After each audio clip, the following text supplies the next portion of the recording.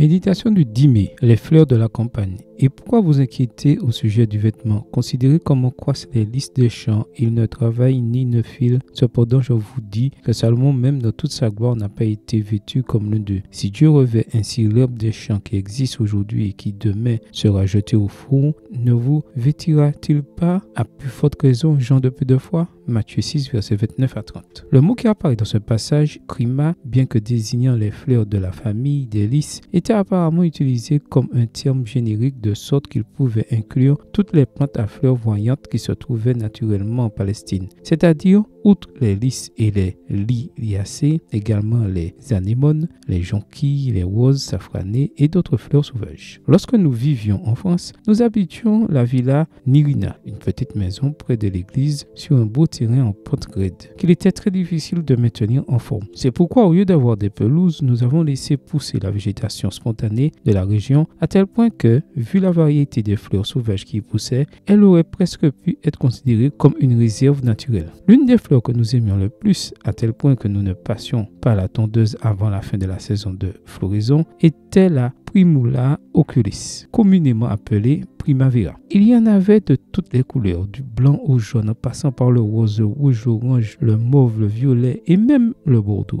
Ponctuellement, au début du printemps, elles faisaient irruption dans notre jardin, le recouvrant complètement de leurs joyeuses couleurs. Ces fleurs, sans doute à la manière de celles évoquées par Jésus, restent une parabole constante de la providence divine. Il est très triste que, pour des raisons économiques, certaines plantes à fleurs disparaissent. La végétation de certaines régions est plutôt un dangereux modèle témoignant de la rapacité de ceux qui exploitent la terre, autrefois occupée par une variété équilibrée d'espèces de flore et de faune, avec des monocultures qui ne recherchent que le profit à court terme. Seigneur, ouvre mes yeux aujourd'hui sur la beauté et l'harmonie du monde que tu as voulu pour nous. Que chaque fleur qui illumine ma vue me rappelle l'amour de Dieu et m'incite à l'adorer en respectant ton œuvre, même dans mon travail quotidien. Amen. Bonne journée à vous et que le Seigneur vous bénisse.